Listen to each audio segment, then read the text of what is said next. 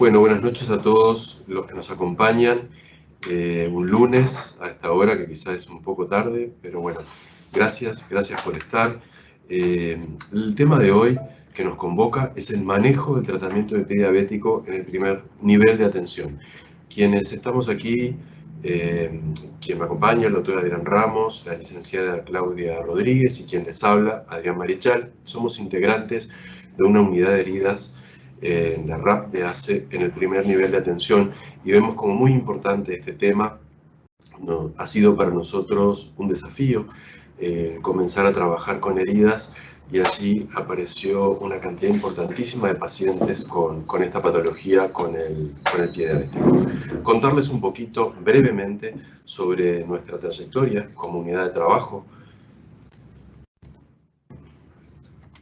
Quienes integramos la unidad, como les decía, el doctor Ramos, la licenciada Rodríguez, la enfermera Carla Burgues y yo, nos hemos capacitado a lo largo de este periodo en la temática de heridas en Uruguay y en el exterior. Las enfermeras se han capacitado en la Sociedad Científica de Heridas y los doctores nos hemos capacitado en la Asociación Argentina Interdisciplinaria del Manejo de Heridas. Bueno, ahí tenemos imágenes de capacitaciones en el Hospital Ramos Mejía, en el Congreso Ortovascular del año 2018, donde recibimos al presidente de la International Working Group of Diabetic Foot, y fue una experiencia muy interesante vinculada al tema que nos convoca hoy. También hemos asistido a un curso en Buenos Aires, en el Instituto de Lesionados Medulares, el curso de cirugía plástica, que nos permitió capacitarnos en el manejo de las úlceras por presión. Estuvimos en el Congreso Nacional de Heridas del año 2018, el primer congreso para nosotros de Uruguay, abordando la temática y presentando nuestra unidad de trabajo. También hemos hecho instancias de difusión a nivel de Montevideo, Canelones, sobre todo con nuestros compañeros de la RAP. La idea es que todos manejemos el mismo lenguaje, un lenguaje en común, y podamos trabajar en conjunto y en forma coordinada. En el año 2019 hicimos una jornada de capacitación de heridas en mayo, en el cual vino gente de todo el país, fue muy interesante, y pudimos abordar úlceras por presión, úlceras vasculares y pie diabético, y ahí tuvimos el honor de trabajar con la gente de la Sociedad Científica de Heridas también. Bueno, hemos hecho alguna instancia de investigación, y el año pasado presentamos un trabajo en Colombia, en el Congreso de Heridas, que quien convocaba era Fundepiel, la Fundación Colombiana de Estudio de Heridas. En el año pasado también estuvimos en el Congreso de Heridas de la IACH de Buenos Aires, presentando nuestra forma de trabajo junto con nuestros compañeros diplomados y con nuestros docentes. Bueno, y ahora vamos al tema que nos convoca, que es el pie diabético, la prevalencia de la diabetes en adultos. Esta gráfica nos muestra la Fundación Internacional de Diabetes sus números, y nos permite ver en América Latina cuáles son las cifras de prevalencia, y vemos que a lo largo de los años y en forma progresiva esto va a ir en aumento, y es de importancia para el tema que nos convoca.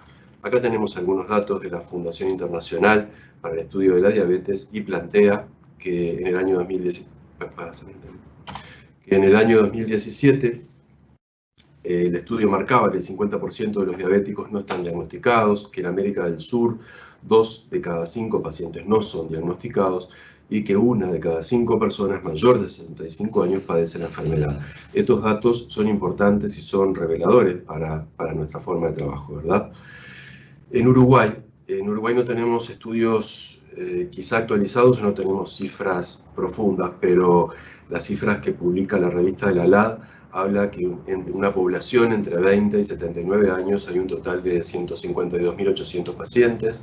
El número de muertes anual vinculado a la enfermedad es de unas 1.000 personas por año, y las cifras quizá de no diagnosticados podemos presuponer que es de unos 47.300 pacientes. No contamos con datos certeros acerca de las cifras de discapacidad, ausentismo laboral o amputaciones vinculadas a la enfermedad. Bueno, con respecto al tema que nos convoca, que es el pie diabético, lo podemos definir al síndrome de pie diabético como una infección ulceración y o destrucción de los tejidos profundos del pie relacionados con alteraciones neurológicas y diferentes grados de arteriopatía en miembros inferiores. Esa es la definición de la OMS. Es una enfermedad de alta prevalencia, sobre todo en países de desarrollo, y vinculada al medio socioeconómico del paciente. La mortalidad a los 5 años en pacientes ulcerados en una lesión que aparece por primera vez, la mortalidad es entre un 43 y un 55%, y en pacientes amputados a los 5 años la mortalidad, menos previamente amputados, es del 74%, lo cual se puede homologar a las enfermedades malignas. Acá tenemos un dato importante, que 3 de cada 10 amputados podrían ser pasibles de rehabilitación, pero sabemos que hay dificultades para la rehabilitación del paciente amputado. Un cuarto de los pacientes amputados van a perder la extremidad contralateral en el próximo año, y ese dato es de principal relevancia. La magnitud del problema en el pie diabético nos lleva a ver que el 15% de los usuarios con diabetes presentan lesiones en los pies, 1 de cada 5 requiere amputaciones. Es la primera causa de amputación no traumática el pie diabético y la primera causa de hospitalización vinculada a la enfermedad. Vinculado a esto también, vamos a escuchar ahora a Claudia, que nos va a hablar desde el punto de vista de la enfermería, cómo manejamos esta afección, y sobre todo ella va a hacer hincapié en el esquema TIME, en el abordaje de la herida y en la historia clínica de enfermería. Adelante, Claudia. Bueno, muy bien. Una de las infecciones de pie diabético, lo más complicado que tiene y más grave, y lo que realmente en nuestro entorno lo vemos muy a diario, el 58% de los pacientes que poseen una úlcera de pie diabético desarrollarán una infección, y 1 de cada 4 se va a amputar.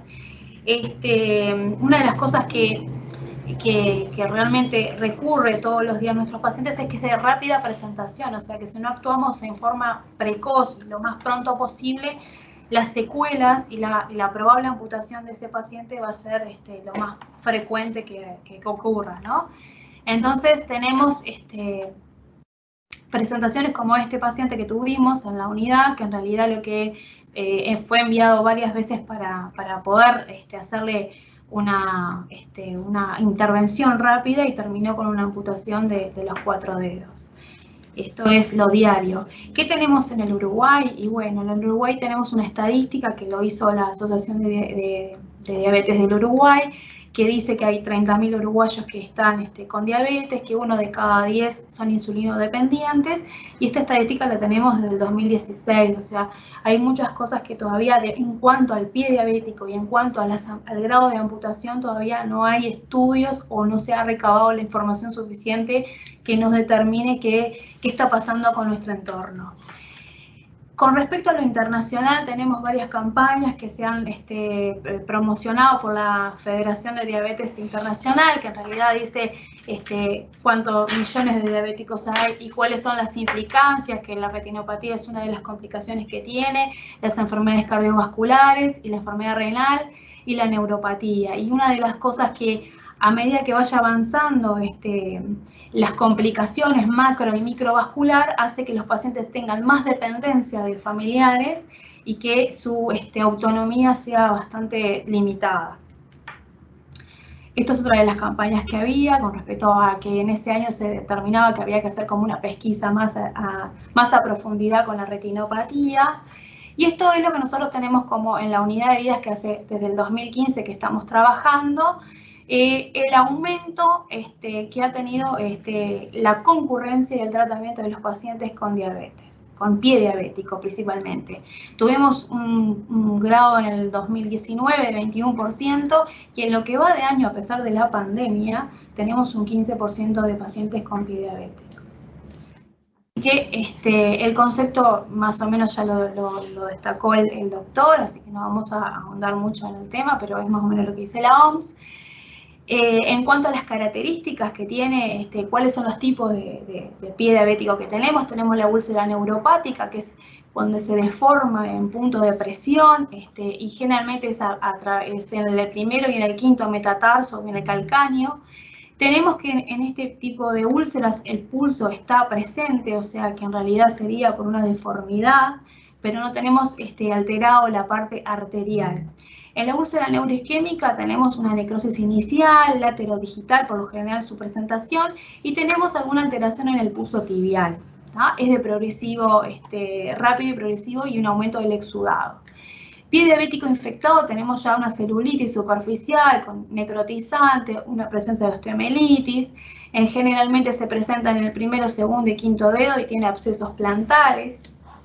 Y puede estar presente los pulsos. ¿ah? Y en la artropatía neuropática es por la deformidad del pie, generalmente se debe por la destrucción ósea que produce la enfermedad del Charcot, y se presenta en la subastragalina, tobillo, calcáneo, falanges, no alteran los pulsos, así que tenemos pulsos presentes. En cuanto a la valoración integral del usuario, tenemos que valorar los factores de riesgo, el examen físico completo, visualizar y descubrir los pies, valorando las deformidades, las uñas, los pulsos, ¿no? La presión arterial hemoglucotés, la valoración del dolor, si presenta dolor o no, alguna valoración nutricional, ¿no? Peso, talla, índice de masa corporal y algunos parámetros paraclínicos. Valoración neurológica, nosotros en la unidad de heridas usamos monofilamento, lo realizamos a todos los pacientes para saber cuál es la zona de riesgo y a la cual uno tiene que hacer hincapié que puede producirse o no una lesión. El índice tobillo-brazo, que después lo vamos a hablar, palpación de los pulsos, valoración de la herida y el screening de pie de riesgo. ¿tá? Esta es la consulta de enfermería que hacemos a diario para pie diabético en nuestra unidad de heridas, en la cual hay un montón de parámetros, datos clínicos de esos pacientes, pero vamos a enfocarnos un poco en lo que es la parte de pie diabético, ¿no? La evaluación de los pulsos, la escala de Wagner, que también la vamos a ver, el monofilamento, nosotros tenemos los puntos de apoyo que vamos a colocar el monofilamento para saber cuáles son las zonas que el paciente no tiene sensibilidad o tiene anestesia. Este es el test de monofilamento, se realiza presionando con un filamento especial, y eso en un paciente en decúbito, con los ojos cerrados, que permita que no haya ningún tipo de falsedad en el valor que nos está relatando. Con respecto a otra parte del índice tobillo-brazo, nosotros no contamos con este equipo, es un ecodoppler portátil en el cual se le mide la presión sistólica del miembro superior y la presión sistólica del miembro inferior, y se hace una diferencia, y esa diferencia tiene que dar entre unos rangos entre 0,5 a 0,8 para darnos un valor normal, y podemos decir que no tiene ninguna alteración y que puede ser pasible de elastocompresión, y por encima de 0,5 quiere decir que tiene alteración vascular importante y debería ser consultado con un cirujano. Vamos a ver los valores nuevamente. No, la próxima. Valores del ITB que no quedó por acá. Ahí. ¿Ahí? Sí. Creo que es importante eso. Ahí está. Sí. Ahí. Nosotros tenemos que el valor normal está entre 1 y hasta 1,3, 0,8 a 0,9 sería una alteración arterial leve, pero por lo general entre 0,5 y por encima del 0,5 podemos decir que tenemos que podemos realizar elastocompresión, y debajo de 0,5 ahí ya sería una alteración arterial bastante severa, y eso ya sería una indicación de derivación a cirujano vascular. Con respecto a lo que podemos decir que en nuestra consulta de enfermería, que podemos detectar, además de toda la anamnesis que podemos hacer y en la valoración de los pulsos, otra de las cosas que detectamos a diario es valorar el pie de riesgo, ¿no? Entonces, nos dice, en una escala NICE del 2015, nos dice que de bajos riesgos, De bajo riesgo sería tener la sensibilidad y los pulsos conservados, o sea, el paciente que tiene los pulsos y sensibilidad conservada, un monofilamento presente, sería de bajo riesgo, que hay que controlarlo cada 6 meses. De riesgo moderado ya debe tener una deformidad, una neuropatía o ausencia de pulsos, y de alto riesgo ya son los pacientes que tienen o amputaciones previas, úlceras activamente, neuropatía más ausencia de pulsos o neuropatía más ausencia de pulsos y deformidades de los dedos en garra. Entonces, eso ya que generalmente la mayoría de nuestros pacientes lo presentan. Entonces, no tenemos pacientes de riesgo bajo, casi todos son de moderado y alto. Con respecto a las úlceras de pie diabético, nosotros utilizamos la escala de Wagner, que nos dice los grados de 0 a 5, y tenemos que el 0 sería que no tenga ninguna lesión en el pie, que sí tenga presente los callos y en los metatarsos, dedos prominentes y en garra. El 1 son úlceras superficiales con la destrucción de las capas de la piel. El 2 sería úlceras profundas con visualización de la grasa y ligamentos y puede estar infectado. El 3 son úlceras profundas más absceso, ya tiene una extensión y un exudado y puede tener presencia de dolor fétido. El 4 una gangrena limitada con una necrosis en la parte del pie, y el 5 sería la gangrena extensa, en el cual ya tiene síntomas de infección sistémica. Solo hicimos una clasificación, por lo cual tomamos algunos usuarios que pasaron por nuestra unidad y lo aclaramos un poco como para tener más o menos cuáles son los valores de la escala de Wagner, un poco más gráfico. Con respecto a la detección de infección de pie diabético, utilizamos la escala de PEDIS y la de Texas, que nos dice más o menos cuál es la herida con signos o sin signos de infección. Si tiene sensibilidad, calor, eritema, tumefacción, más de 2 centímetros alrededor de la úlcera. Si tiene algunos otros componentes de temperatura, aumento de la frecuencia cardíaca y algunos datos paraclínicos que en realidad se dan en el segundo nivel, pero algunas cosas las podemos determinar en el primer nivel. Y la escala de Texas nos determina algunos grados de 0 al 3 con lesiones ulceradas, con superficiales o profundas, según el 0 sería pre y post ulceración, sin signos de infección y sin isquemia, o sea, no tiene ningún componente arterial afectado. El 1 sería superficial, que no involucra la cápsula o el tendón o el hueso. El 2, ya la herida, tenemos la visualización de un tendón o hueso y ya tenemos infección o isquemia, y en el 3 sería una herida penetrante que ya visualizamos la articulación y puede estar presente la isquemia y la infección. Con respecto a los pilares del tratamiento integral en el pie diabético, nosotros en una primera instancia tenemos que conocer la etiología, qué tipo de lesión de pie diabético es, si estamos hablando de una neuropática, una neuroisquémica, un pie diabético infectado o que tenga alteraciones en la parte del Charcot. Si vemos que la herida, tenemos que valorar la herida, qué tipo de herida es, dónde está localizada, la dimensión, cómo es el lecho, si está granulante, si está facelado, si está necrótico, y el tipo de exudado que nos está manifestando la herida.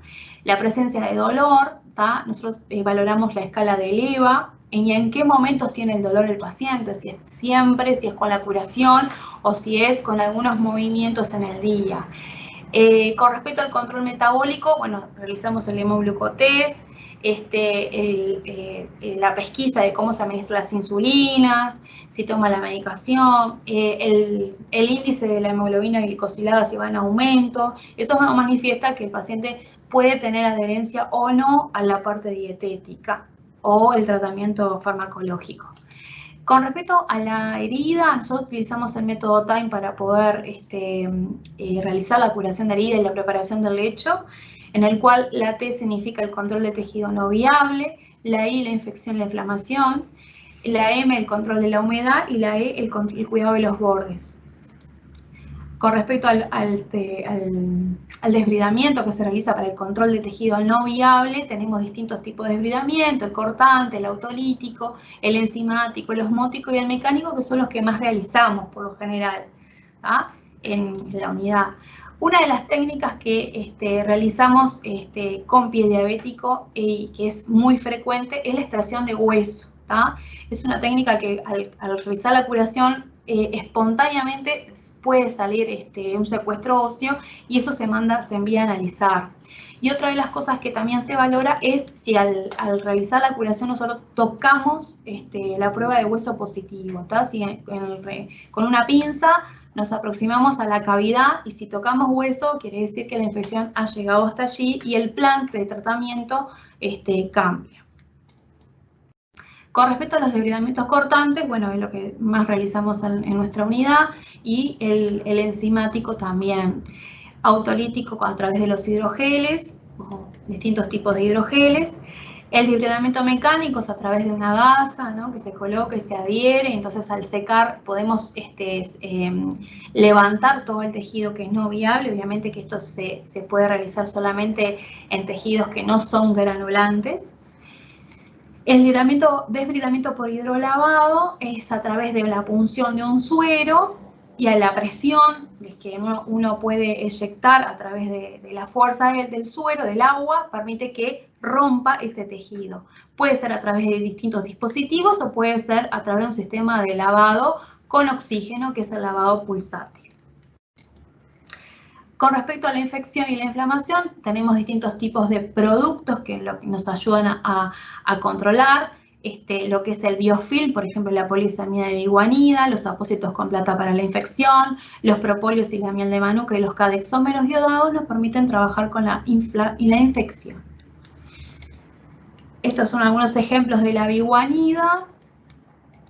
Los apósitos con plata que hay actualmente en el país, que se gelatinizan y que tienen una duración de entre 48 y hasta 72 o más horas, dependiendo del exudado. La línea de propóleos, la miel de manuka y, bueno, los geles de propóleos. El cadexómero iodado es una sustancia que tiene, yo la pongo a comparación de la gasa ioformada, porque tiene 0,9% de yodo, o sea, tiene un menos de un porcentaje de yodo.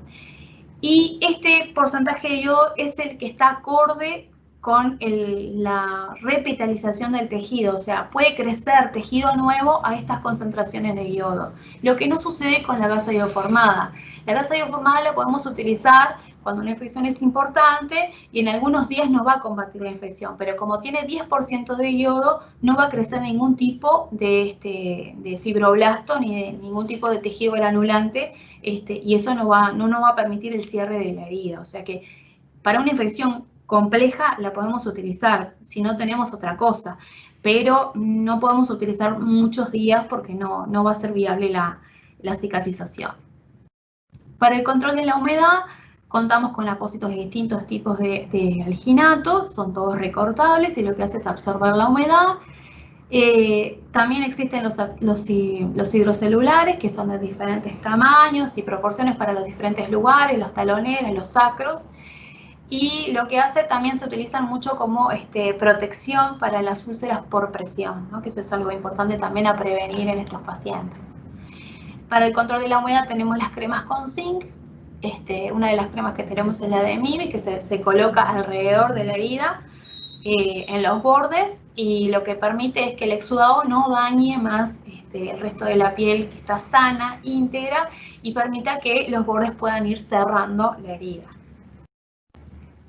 En cuanto a la protección de la piel, se utilizan los ácidos grasos, que es uno de los ácidos linoleicos con vitamina A, E, y lo que es muy bueno para la parte de la prevención de las úlceras por presión y la protección de la piel perilesional. En cuanto a los pilares de la educación integral en pacientes diabéticos, tenemos que tener en cuenta la nutrición, la dieta, la obesidad, y en cuanto a la elaboración, muchas veces los pacientes hay que educarlos como para cambiar el hábito de cómo cocinar. Entonces, hay que decirle algunas fórmulas o enviarlo a la nutricionista para que les enseñe a cocinar nuevamente. Factores de riesgos, tabaquismo y sedentarismo y hipertensión, también hay que saber detectarlos y empezar a educar con respecto a eso. En cuanto hay... En muchos lugares hay equipos que hay de cesación de tabaco, entonces uno lo puede coordinar en el primer nivel para que vaya a sus equipos y que lo ayuden a abandonar el hábito de tabaco. Algunos grupos de ODH que son para hacer actividades de caminatas y eso los estimula a poder mejorar un poco los hábitos. En cuanto a los cuidados del pie, bueno, tenemos que ver los calzados, enseñarles a inspeccionar el calzado, las medias, cómo lo tienen que colocar, la valoración de los cuerpos extraños, que hay que colocar la mano previamente al calzado, cuáles son los calzados sin costura, no estar descalzos, no mantenerse cerca de las fuentes de calor, principalmente ahora en esta época de invierno. Bueno, la humedad, ¿no? El secado minucioso. Hay que hacer el alivio de las descargas también, porque el paciente que tiene pie diabético se deforma, ¿no? Entonces hay que tratar de aliviar los puntos esos que están muy prominentes y de apoyo con alguna plantilla especial, con separadores, con silicona. Hay un montón de materiales que pueden ayudar en eso. En cuanto a la educación preventiva, tenemos el control de las enfermedades asociadas, el tabaquismo, la diabetes, las dislipemias, realizar una dieta equilibrada, con ingesta de proteínas y vitamina C para la cicatrización, abandonar el tabaco, realizar ejercicios, caminatas siempre y cuando la lesión en el pie esté cicatrizada y la pueda realizar, inspeccionar los pies diariamente, mantener una higiene adecuada, utilizar un jabón con pH ácido, no hacer un frote minucioso secado, pero no frotar demasiado interdigital, aplicar ácidos grasos en todos los talones, en la parte del pie, pero no en la parte interdigital. Y bueno, utilizar calzados que sean cómodos, ¿no? Y que les permita evitar lesiones. Por lo general uno siempre le recomienda que si va a comprar un calzado que sea en el turno de la tarde para que el pie ya esté con un poquito de edema y eso no permita lesionarlo. Estos son algunos consejos para cuidar los pies, hay un montón de folletos en internet que son bastante ilustrativos y le podemos otorgar a los pacientes. Una de las cosas importantes que dice en este folleto es la consulta podológica, ¿no? Mensual, para que le haga el corte de uñas correspondiente, y la consulta con enfermeras que trabajen o que sean referentes del área de la parte de diabetes, ¿no? Para poder evacuarse todas las dudas que tienen o mostrar o tener consultas para mostrar ciertas dificultades que presenten los pies.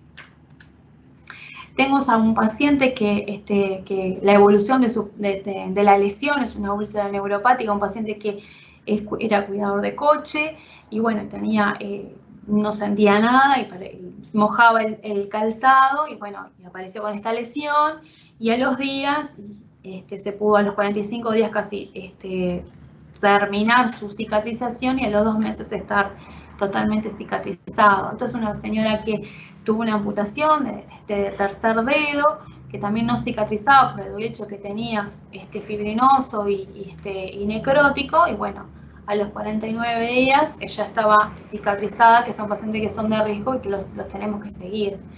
Este es otro paciente también que tuvimos, que en realidad fue una cirugía, también postoperatorio. Estas son las condiciones en las cuales lo enviaron a control a policlínica, y esta parte que ustedes ven ahí es la mitad del pie, eso es una lesión plantar. Y esto es la evolución del paciente a los 18 días, hidratado con ácidos grasos y alginato. Esto es el mismo paciente a los 2 meses. Y pasamos. Gracias. Bueno, vamos a tratar de ser breves, concretos, porque es tarde y a su vez la exposición de Claudia fue muy gráfica. Y acá estábamos viendo números con respecto a Uruguay. Si la población de diabéticos es un 6%, o calculamos que la prevalencia es esa, tendríamos unos 210.000 pacientes. y en función de los porcentajes también pacientes con pie diabético 31.500. Con respecto a lo que son las amputaciones, en virtud de un porcentaje de 25% de aquellos con pie diabético, tendríamos una población de 7.800 pacientes amputados, lo cual ese número es importante, ahora que nos hemos familiarizado con números vinculados al tema de la pandemia, ¿no? Después, bueno, acá la magnitud del problema, esto ya lo vimos con Claudia lo expuso. Lo importante, pie diabético, primera causa de hospitalización dentro de la enfermedad, y que el 50% de los pacientes con diabetes tipo 2 tienen neuropatía y pie de riesgo. El pie de riesgo es una entidad que, como Claudia decía, la tenemos que detectar en la consulta y es responsabilidad del médico de primer nivel de atención. Con respecto a las complicaciones crónicas de la enfermedad, obviamente la retinopatía, la nefropatía y la neuropatía periférica. La diabetes es la primera causa de ceguera y de nefropatía. Y a su vez también como otra complicación, la enfermedad aterosclerótica. Las complicaciones del pie son las más graves y costosas para el sistema de salud y son las úlceras y amputaciones. O sea, la lesión ulcerada por una enfermedad neuropática va a llevar en un futuro, vinculado también a la asociación con infecciones, trauma y afección vascular, a la amputación. Bueno, lo que requiere todo esto en nosotros en el primer nivel de atención, que es nuestra responsabilidad, el trabajo en equipo multidisciplinario, equipos de cuidado del pie, que es responsabilidad nuestra y de nuestros gestores y de nuestras autoridades. O sea, valorar que el paciente con diabetes sea visto por un equipo multidisciplinario y a su vez insistir en lo que son las derivaciones oportunas. Realizar cuidado avanzado de la herida y revascularización oportuna. También requeriremos de equipos de educación en diabetes. Evaluar, como habíamos dicho, factores de riesgo, grado de neuropatía, el grado de afección arterial, determinar la asociación a la diabetes de enfermedad arterial periférica, eso lo vamos a ver con la medida de los pulsos en la clínica, el índice tobillo-brazo y el Doppler. También necesitamos de estrategias para disminuir la presión, que son las descargas en el pie, la prevención y control de infecciones y el diagnóstico de alteraciones anatómicas del pie. Esta tríada básica, y la sacamos de material de estudio muy elemental, es la tríada en la cual se basa y es la causa del pie diabético. La afección neuropática, la afección sensitivo, motora y autonómica, que determina la neuropatía y a su vez el pie de riesgo asociado a el traumatismo, porque esta neuropatía lleva a que el paciente se traumatice y no tenga conciencia de ello. Si tiene asociado isquemia, esto empeora las cosas, y a su vez la infección por la condición inmunológica del paciente por su enfermedad de base, ¿no? Bueno, aquí tenemos algo que es muy importante, lo vamos a leer rápidamente, pero son los factores de riesgo para pie diabético. La presencia de neuropatía diabética, la presencia de enfermedad arterial periférica, y un pequeño detalle aquí con respecto a la claudicación intermitente, que por cada claudicante hay 3 pacientes que son asintomáticos con respecto a la enfermedad arterial periférica. El antecedente de traumas en el pie, ser de género masculino es un factor de riesgo, también una diabetes con más de 10 años de evolución, el índice de masa corporal elevado, ni que hablar de la presencia de comorbilidades, que todos los pacientes las tienen, una hemoglobina glicosilada por encima de 7, y sabemos que en cada punto que aumenta la hemoglobina glicosilada, que podemos llegar hasta 14, aumenta en 10%, se va incrementando la posibilidad de presencia de pie diabético. Un HDL menor de 40, que el paciente presente también artropatía del pie, que eso lo vamos a ver después en fotos y Adrián va a presentar casos. Los hábitos inadecuados del autocuidado de pie, y ahí es fundamental la educación. La presencia de enfermedad renal, un filtrado glomerular por debajo de 60 mililitros por minuto, y las condiciones sociales del paciente, que viva solo o que carezca de redes. Bueno, acá esto ya lo vimos con Claudia, las bases de lo cual es la neuropatía, la polineuropatía sistémica, mixta, la afección de la sensibilidad táctil y dolorosa, la pérdida, el examen del pie nos va a llevar al diagnóstico de pérdida de sensibilidad protectora, y esto tiene un valor pronóstico. La neuropatía sensitiva llevará a lesiones por trauma no perceptible, por trauma o por quemadura. La neuropatía motora va a producir alteraciones de la marcha, y la autonómica va a generar alteraciones en la piel fina, seca y atrófica. La angiopatía va a generar el síndrome venoso y arterial, que ya lo dijimos, en las alteraciones inmunológicas de la enfermedad. Se va a alterar la biomecánica del pie, y ahí en la gráfica tenemos representado la frecuencia en cada topografía del pie de los distintos tipos de lesiones neuropáticas. Las lesiones del dorso del pie siempre están vinculadas a un calzado inadecuado, ¿verdad? Hay alteración en los tejidos por glicosilación no enzimática de las proteínas que afectan la piel, el tejido conectivo y los vasos, que va a llevar a distintas alteraciones, pero creo que la más importante es la rigidez de la almohadilla plantar, lo que va a llevar a la úlcera por presión, que va a ser el mal perforante plantar, ¿verdad? Después hay alteraciones estructurales en el pie, los dedos en garra, la ulceración dorsal por el calzado, la retracción tendinosa y la afección a nivel de las cabezas metatarsales, el pie cabo, el alus valgus, la movilidad limitada de ese pie, la presencia de hiperkeratosis, que va a generar a su vez el pie dentro del calzado un cizallamiento, que es la lesión previa a la úlcera por presión, y la debilidad en los miembros inferiores y alteraciones del equilibrio, ¿verdad? Que esto está dado por la neuropatía.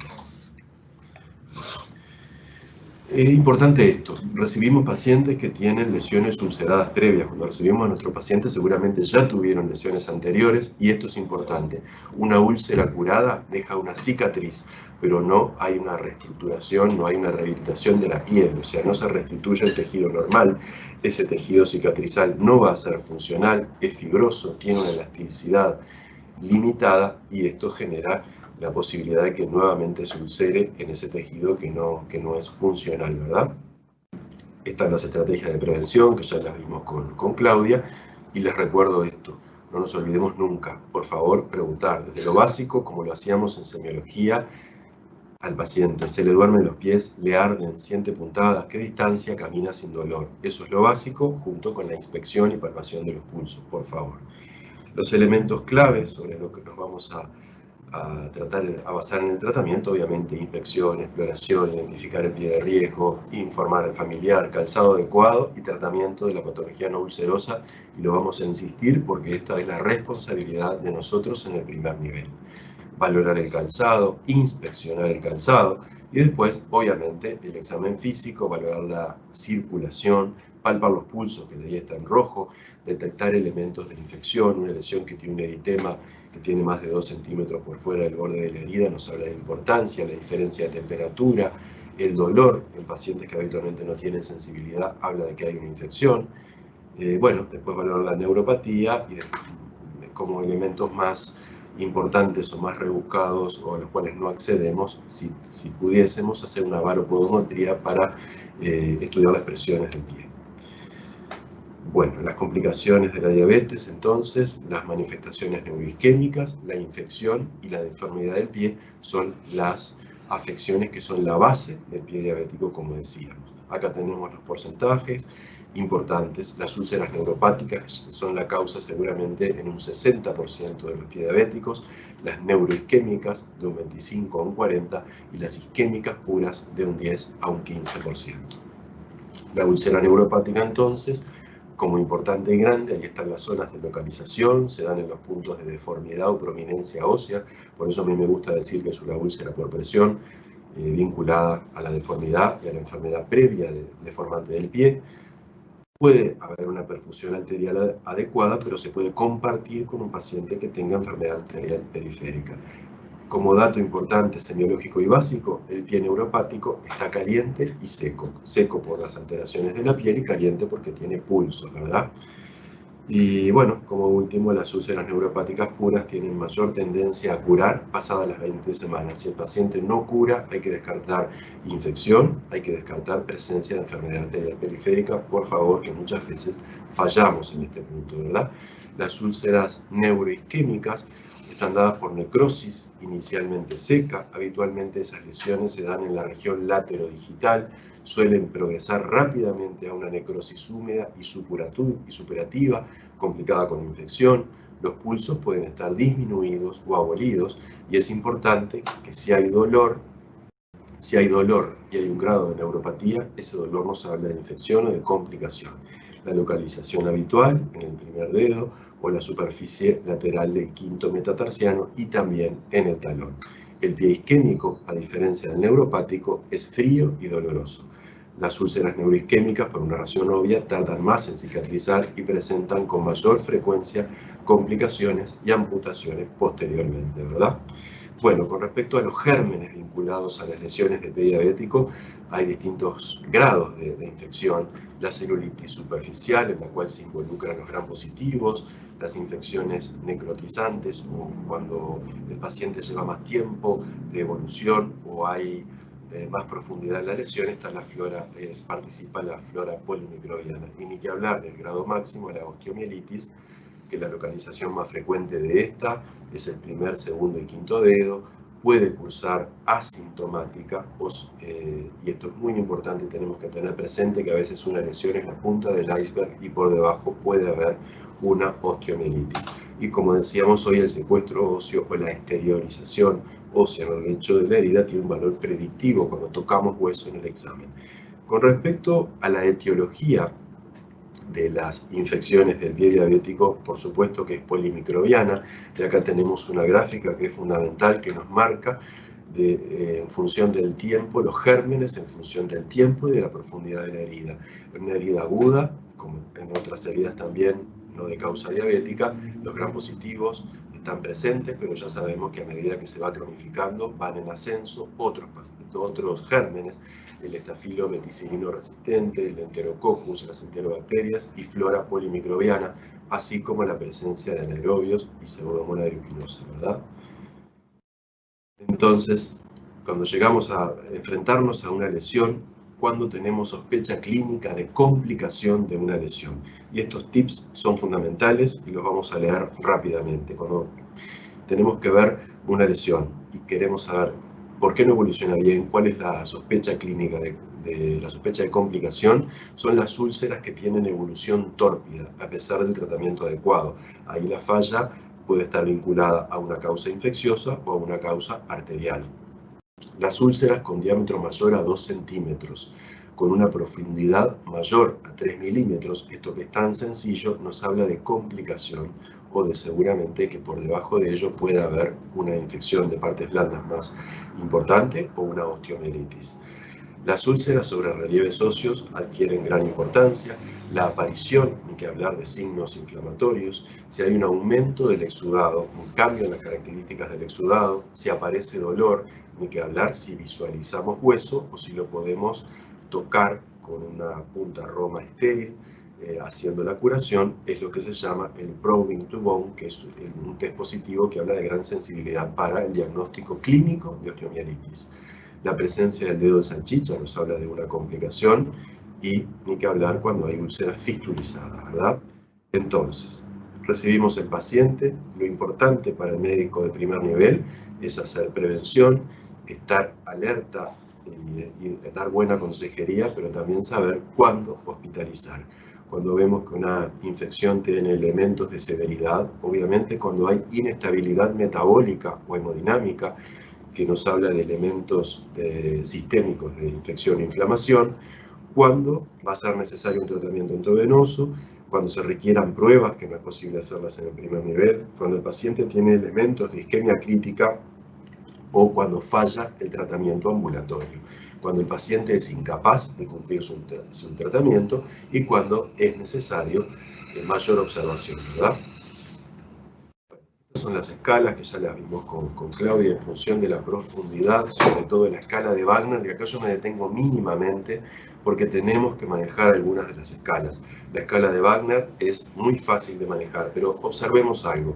El grado 0 de Wagner dice que no tiene lesión, pero es el pie de riesgo, es el que requiere que lo revisemos por lo menos cada 6 meses. El pie que tiene hiperkeratosis, cabezas metatarsales prominentes, dedos en garra y deformidad ósea.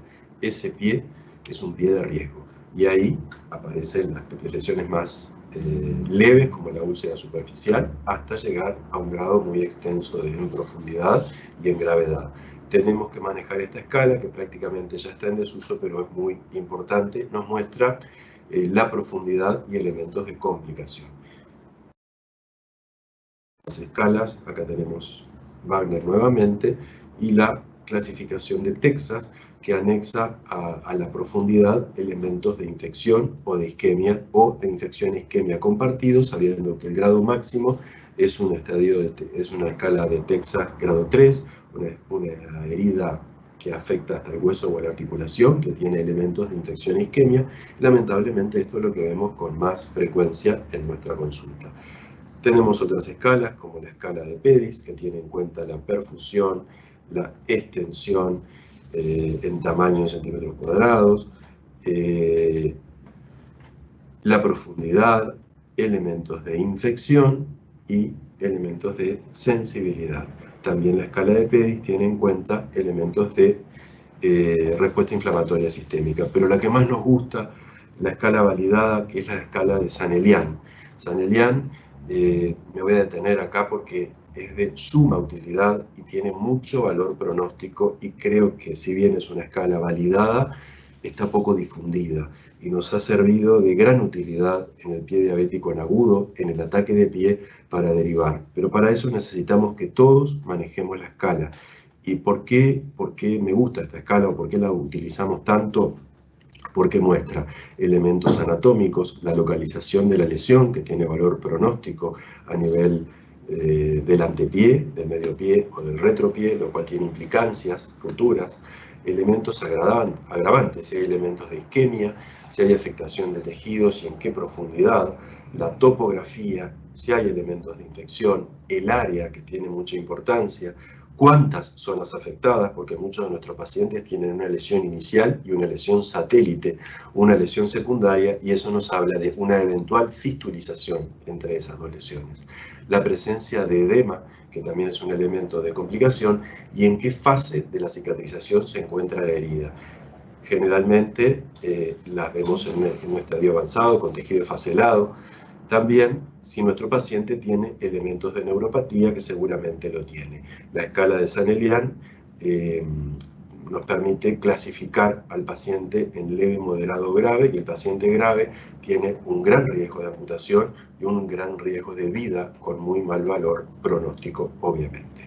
Acá hay otro elemento que es de utilidad, lo vamos a hacer muy rápidamente, pero es otro acrónimo que tiene en cuenta elementos importantes para el pie diabético. La D, que es hacer un desbridamiento oportuno, retirar el tejido no viable oportunamente. La O, la descarga. Elementos de descarga son lo más importante, son las almohadillas que usamos en el mal perforante plantar para que no se perpetúe la lesión. La descarga es fundamental, almohadillas, y las vamos a ver en la foto, que irán a presentar los casos en forma totalmente artesanal. La M, tener en cuenta la humedad de la herida, que es moisture. Valorar la posibilidad, la M de medicación, con qué medicación está el paciente, y su estado mental, obviamente, porque hay situaciones en las cuales el paciente no puede cumplir con el tratamiento. La I habla de infección e inflamación, que siempre vamos a estar atentos.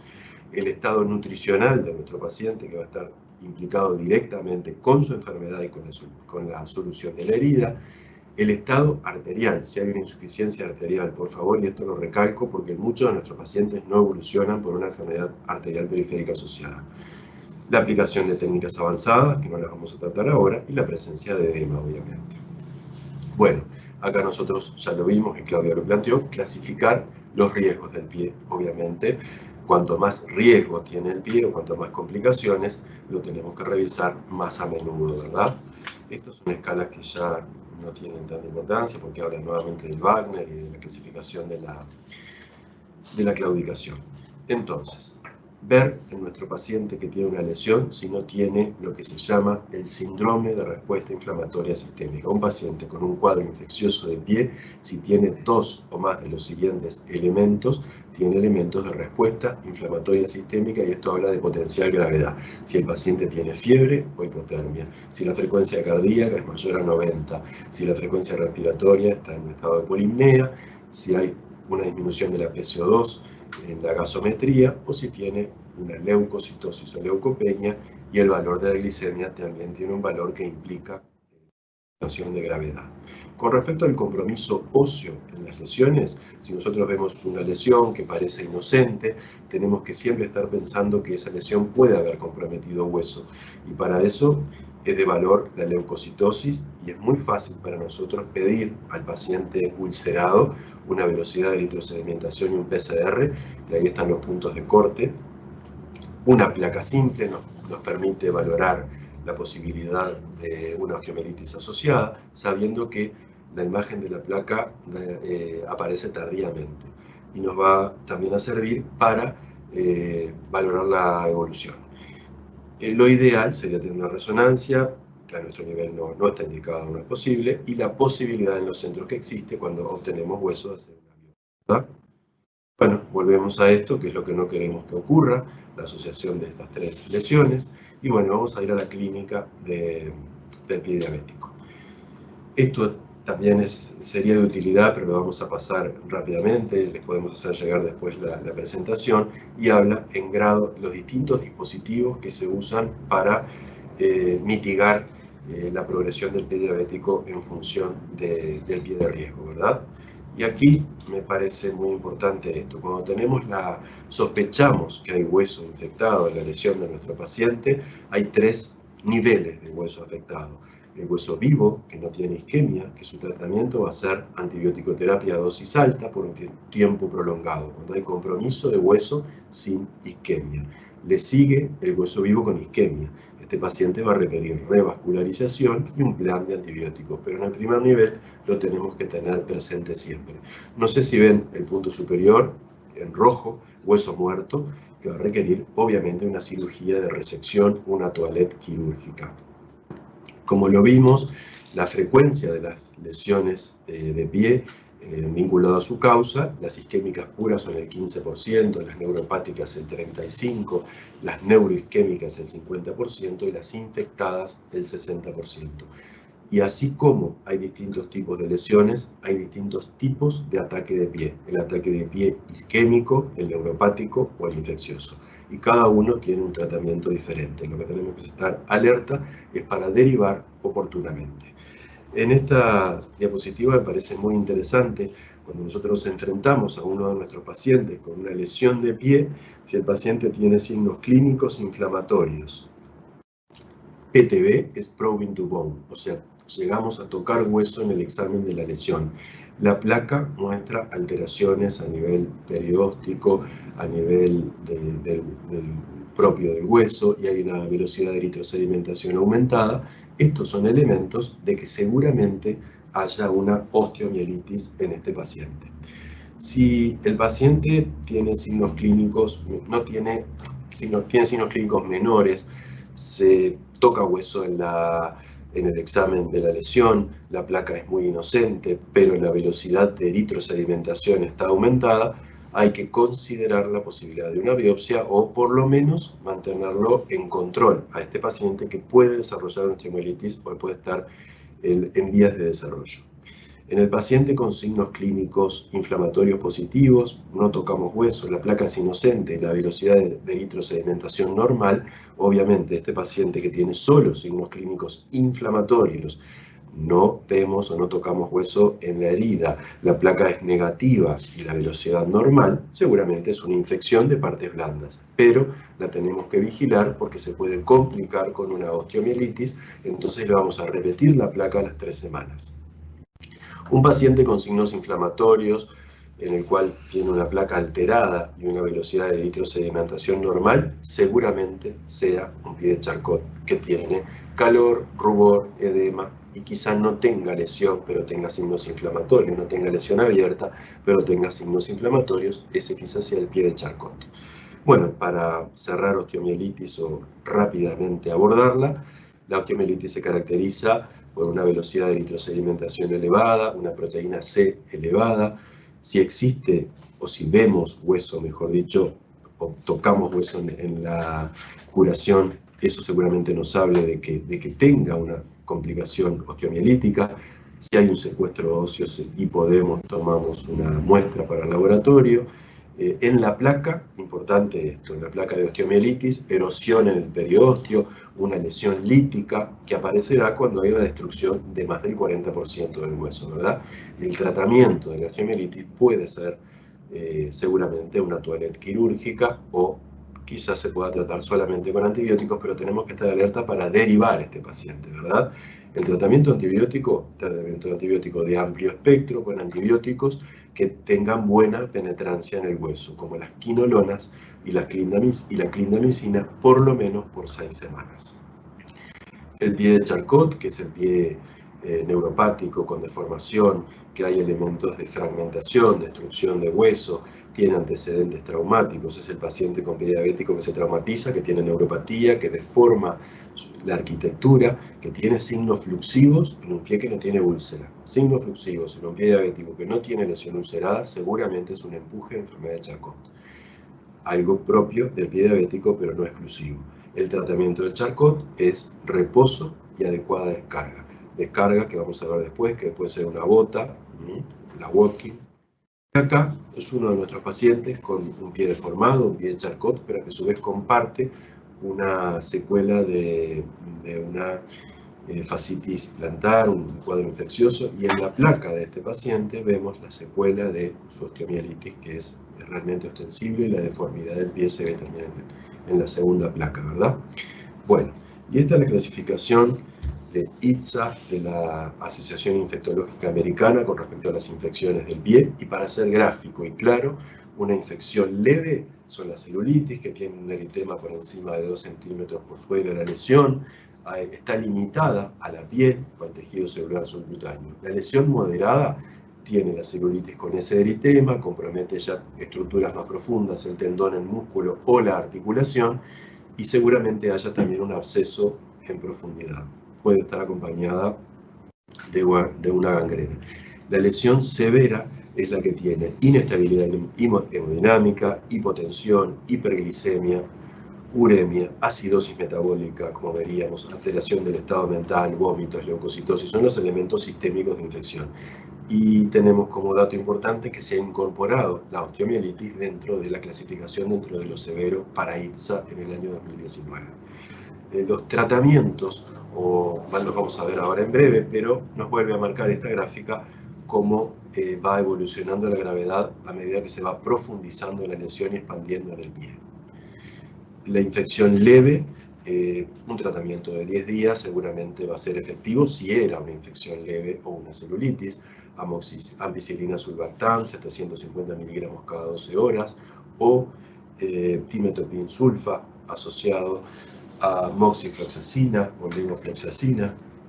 En la infección moderada, quizá requiera un tratamiento inicial intravenoso y un tratamiento más prolongado, por lo menos de 2 a 4 semanas, y aquí podemos asociar la clindamicina luego que el paciente recibió el tratamiento intravenoso. Lo importante para el primer nivel de atención puede ser la asociación, por ejemplo, de clindamicina, 600 miligramos cada 6 u 8 horas, más ciprofloxacina, 500 miligramos cada 12 horas, o en su defecto el timetoprim sulfametoxazol.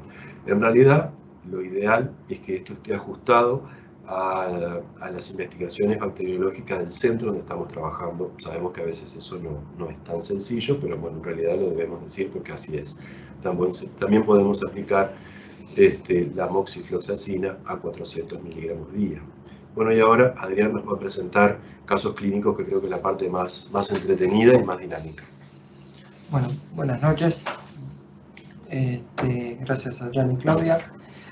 Tenemos una pregunta de la doctora Nadeus. ¿Cuándo se hace el análisis del hueso que se espera encontrar? Y si son elementos de infección. Doctora, sí, en la cura diaria en el consultorio capaz que no podemos acceder a una partícula de hueso, pero a veces en un secuestro óseo, en una úlcera que está muy cerca el hueso, sale muy fácil. A veces solo con lavado de alta presión de suero fisiológico puede salir una partícula. También está la prueba de hueso positivo, como decía Adrián y Claudia, la prueba de Tubón. Esta es muy útil, no es en el consultorio diario, pero sí durante una curación. Tú estás viendo una fibrina, que es ese tejido amarillo que hoy nos contaba Claudia, y a veces con un lavado enérgico, un desbridamiento mecánico, se puede ver la falange o la articulación cercana en algún dedo, el segundo por lo general o el quinto, que la piel está tan frágil en el pie diabético que se puede ver y a veces tocar muy fácil.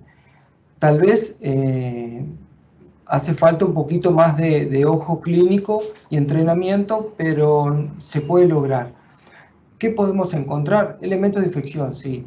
Tenemos que rápidamente disponer de un tubo de ensayo para un cultivo de una pieza ósea y enviarla en el día al laboratorio. Ahí podemos ver qué bacteria nosotros podemos sospechar y hacer una indicación de antibiótico empírica, pero después rápidamente corregirla con ese exudado. No es fácil, pero si le pones en el servicio se puede hacer. Simplemente podríamos hacer una coordinación con el laboratorio para hacer más ágil la devolución del cultivo. Como decía Adrián, en las primeras infecciones podés usar, si es leve, moderada, severa. La severa obviamente está exento a esta charla porque trabajamos en el primer nivel, ¿sí? No vamos a ahondar en trabajos y en tareas y procedimientos quirúrgicos porque no es de nosotros. Lo que sí tenemos que recordar es el antibiótico del primer nivel, vía oral. Eventualmente el intravenoso ya requerimos de un servicio de puerta de emergencia. Podemos disponer de antibióticos comunes de uso diario. El más efectivo que nos llega a nosotros en la unidad de heridas, porque tenemos un poquito más de experticia y de seguimiento a diario o cada 48 horas y un seguimiento telefónico. Hacemos clindamicina a dosis altas. Eventualmente asociamos una cipro y con eso tenemos un amplio espectro de cubrir los sospechosos de la gráfica que vimos hoy. Este es un paciente sexo masculino, 50 años, un debut de su diabetes, hasta ahora desconocida. Debutó con esa lesión en el primer dedo pie derecho, que podemos ver, si recordamos las clasificaciones, es un tejido que se puede observar la falange del primer dedo con necrosis, esfacelo, los bordes macerados, esos bordes blancos, y eso sí es una indicación necrosis, de infección grave. En el pie izquierdo vemos también una amputación, ¿sí?, del quinto dedo. Y este es un paciente con muy mal terreno vascular, el cual costó la cicatrización y las primeras indicaciones nuestras. En la evolución, rápidamente comenzó a cicatrizar, pero el pie derecho sí requirió procedimiento quirúrgico con amputación del primer dedo. Estas son la evolución, ya pueden ver en el pie derecho el quinto dedo cicatrizado, la amputación con cicatriz sana. En el primer dedo del pie derecho, con abundante exudado, con los bordes ya en retracción. Y si podemos ver que nunca tenemos que olvidar el examen general, vemos unos trastornos tróficos de ambos pies, la deformación de los dedos, la micosis de las uñas. El paciente donde trabajamos nosotros, mal medio socioeconómico, que no disponemos de un podólogo, o como dice el doctor Lázaro Martínez, que tendría que haber una especialidad de podiastra, ¿sí?, que es aquella especialidad quirúrgica que se encarga específicamente del pie diabético y lesiones del pie diabético, ¿de acuerdo? Nunca menospreciar en un paciente diabético una ulcerita, un callito, un diminutivo que esconde una grande y extensa lesión. Este es otro paciente que se nos presentó de vacaciones, un señor que venía de Buenos Aires, con una neuropatía diabética, con mal control metabólico. En un verano estuvo caminando por la playa y la arena caliente y sufrió quemaduras profundas que hasta hace poco supimos que había fallecido. Otro paciente adulto de mal control metabólico, con una quemadura del primer dedo, con bolsa de agua caliente. Vemos ahí una herida con necrosis que llegó a ser profunda, como hablaba al principio. Al tener muy superficial y piel frágil y débil y fina, se expone la articulación y la falange. En este caso se controló la infección y la piel empezó a contraer y a cicatrizar. Otro paciente adulto, panvascular, una lesión que podríamos interpretar al principio como leve y, como decía al principio, una ulcerita entre los dedos, pero vemos que el quinto dedo tenía una lesión más profunda con exposición de la falange. Este paciente... Sí, esa se ve muy bien, sí, la primera, la retracción de Charcot, ¿no? Sí. Aquí este paciente sufrió la amputación del quinto dedo con una buena evolución en su cicatrización, no requiriendo mayores intervenciones. Paciente de 92 años, también medio socioeconómico deficitario, una retinopatía severa, ciego, un diabético insulino requiriente. Fue derivado al servicio por una emergencia móvil, con una extensa necrosis del primer dedo que llega hasta la fascia plantar. Requirió, obviamente porque excede a nuestro servicio, un desbridamiento en bloc por cirujano. Esto ha pasado de abril 2018 hasta agosto. Esta fue la evolución del paciente con tratamiento médico, tópico, mejora del control metabólico. La evolución fue muy favorable, ya que tenía unas buenas redes, una familia continente. Él logró en pocos meses controlar la infección y el lecho rápidamente granulante.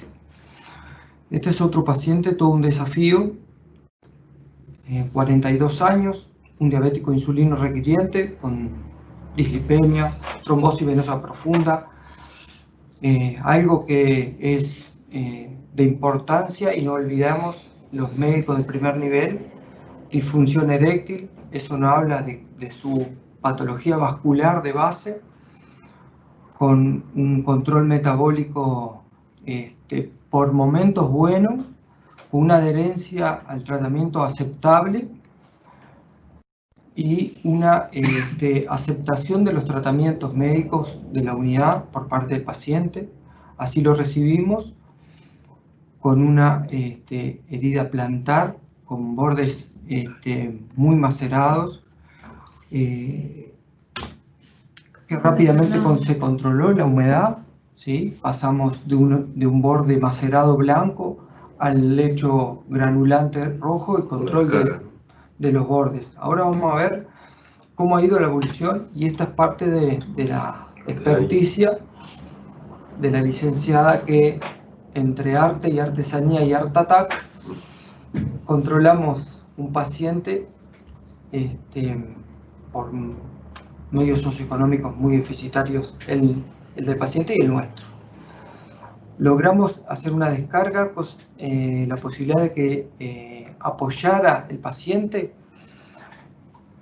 la mayor parte de la planta del pie y no tuviera presión el lecho y la herida. Y abajo a la izquierda vemos una lesión mal perforante plantar, bastante frecuente, metatarso del quinto dedo. Y si uno podría inspeccionar someramente el pie, esto pasa por alto y esconde una gran lesión, ¿sí? Si no se interviene pronto y rápido, este paciente puede sufrir infección del metatarso, del quinto metatarso, con amputación futura de ese dedo. Esta fue la contracción de la herida con tratamientos tópicos, controlando el exudado con alginatos. Y este es un paciente de 47 años, masculino, 11 hijos, jubilado, una diabetes tipo 2, con dislipemia, fumador, hipertenso, exalcoholista, muy mala adherencia al tratamiento, se ausentaba de la unidad de heridas, volvía, y era todo un desafío a diario el nuestro para convencerlo de la adherencia al tratamiento, en lo higiénico y dietético y en lo tratamiento tópico de la úlcera, ¿sí? La evolución del paciente. Una pérdida de la arquitectura del pie, que se formó un pie en mecedora, que vamos a ver la foto, una piel indurada con queratosis, con múltiples lesiones cicatrizales, con desbridamientos anteriores. Fue dado de alta en el 11/5 por una lesión de 5 días con una amputación del quinto dedo. Un mes después, ¿sí? Infección respiratoria con internación. Un mes después, lesión del lecho que fue granulante. Y aquí podemos ver cómo se alteró la mecánica y la arquitectura del pie y de la pisada. ¿Ah? En el quinto dedo, la destrucción total y con mal perforante plantar en el segundo metatarso. Tratamientos tópicos y antibióticos, se fue controlando la infección. Aquí podemos ver el mal perforante plantar del quinto dedo, metatarso, con el pie, la planta de pie en mecedora, con alteración de toda su arquitectura y de la pisada. Y aquí es importante porque tenemos que prestar atención en el calzado que el paciente tiene por los medios socioeconómicos y para liberar y descargar la lesión. Esta es la clasificación ITSA del paciente, una categoría G4. La escala de Texas, antes mencionada, como 3B, que es una herida penetrante a planos profundos e infectada. La escala de Wagner, que es la más común y la que podríamos manejar todos para tener un mismo lenguaje, que llega a una categoría 3, extensa, profunda, con secreción, mal olor. La existencia de osteomelitis, ¿sí? Ahí podíamos ver a simple vista la necrosis de la falange y ya del metatarso. Una escala de PEDIS, que es P4, herida penetrante que afecta al hueso. Una extensión mayor a 5 centímetros, una profundidad hasta la articulación, con una infección severa, y hubo un día que tuvo que ser derivado a puerta del servicio, puerta de emergencia del servicio de las piedras, con un síndrome de respuesta inflamatoria sistémica, con una sensibilidad alterada en su totalidad. La escala de San-Elian que nosotros manejamos en estos casos, que no es de mucha utilidad porque llegó a ser una lesión grave con 22 puntos. Y aquí volvemos a la presentación diapositiva que hoy nos estuvo contando el doctor Marichal, no olvidando la osteomelitis, ¿sí? Tenerla presente. Con el primer nivel de atención simplemente podríamos pedir la radiografía de inicio con una control a los 10 días, porque muchas lesiones no se ven hasta los 10 días, y ahí podemos ver una diferencia con respecto a la primera.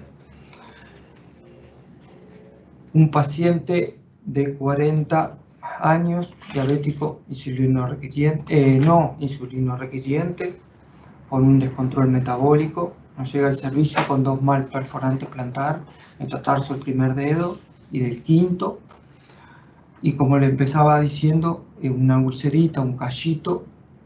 Posteriormente fue derivado al servicio de puerta emergencia, el cual se categorizó como leve, enviándolo con un antibiótico de amplio espectro, el cual lo controlamos al otro día, a las 24 horas, con un exudado purulento de la articulación del quinto dedo, el cual fue derivado nuevamente al servicio de puerta y fue devuelto por una tercera vez con un flemón, enviándolo luego al primer nivel de atención con curaciones con jabón de clorexina, Iruxol, Damicep y cura plana.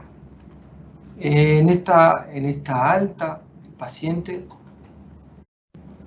subrayé el Iruxol más Dermicep. El Iruxol, la colagenasa, no se debe mezclar con ningún otro producto ni metal, salvo el hidrogel, que puede potenciar su propiedad de desbridamiento y enzimática.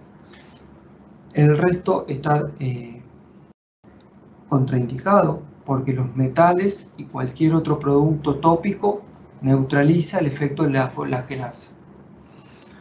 En un círculo, en un óvalo, destaqué el colega puso las múltiples consultas y derivaciones que hizo nuestro servicio con la escala del Zanelian, categorizándolo como una categoría grave, severa, potencialmente grave para este paciente, con pérdida de su pie, eventualmente de su vida. Esta fue la devolución de nuestro paciente una vez resuelta la infección, con amputación de su segundo, tercer, cuarto, quinto dedo, con una lesión quirúrgica plantar de desbridamiento para extraer el exudado, tratamientos tópicos posteriores, se controló el exudado y una buena cicatrización sin elementos de infección. Pero es de destacar que tuvimos un paciente que tenía todos sus dedos a un paciente que perdió la arquitectura y alteró su vida, y hoy en día él pregunta cuándo puede volver a trabajar. El 14 de noviembre, el Día Mundial de la Diabetes. Desde el año pasado participamos activamente en la prevención y el examen de nuestros pacientes, de los pies de nuestros pacientes. En cada consulta, una vez al año, si es un paciente que tiene unos pies sanos, con una piel húmeda, turgente, con una sensibilidad conservada. Pero cuando se altera la sensibilidad debe ser cada 6 meses, citado por nosotros, los médicos de primer nivel. No olvidar de nuestro paciente, que el paciente puede ir al servicio quirúrgico, pero vuelve a nosotros, porque es obligación, porque es nuestro paciente de todos los días. Su patología es crónica y no es solo el pie el que debemos tener en cuenta. El año pasado nos sumamos a una cuenta regresiva desde el primer día al día 14, 1 de noviembre al 14, cada día con un consejo para recordarle a nuestros pacientes con lo higiénico dietético y con las indicaciones de cuidado. Este es un pequeño video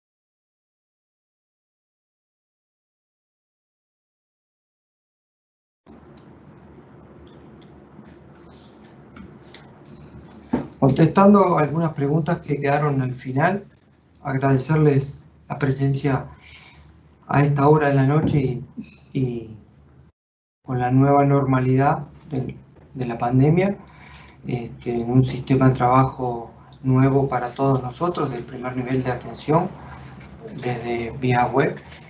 Y bueno, contestando algunas preguntas, recuerden nuestro mail, unidaddeheridasrap@gmail. Podemos ayudar con algunas consultas, los colegas, y hacer una interconsulta vía tecnología. Nuestra unidad de herida está localizada en el centro auxiliar Mario Pareja, Las Piedras, media cuadra de la Plaza de las Piedras. Tenemos una gran cantidad de pacientes. Nuestra zona de influencia es todo Canelones, no así estando cerrado Canelones como profesional del primer nivel y atención con nuestros colegas de cualquier otro lugar y rincón del sector público, es donde estamos nosotros trabajando y donde es nuestra experiencia. Tratamiento médico del primer nivel de atención en heridas complejas y pie diabético. Volveremos a hacer alguna otra tarea de compartir experiencia y nuestros conocimientos, y siempre abierto al trabajo y a las preguntas que puedan ustedes hacernos, críticas y devoluciones. Y bueno, por más, muchas gracias. Gracias. Muchas gracias.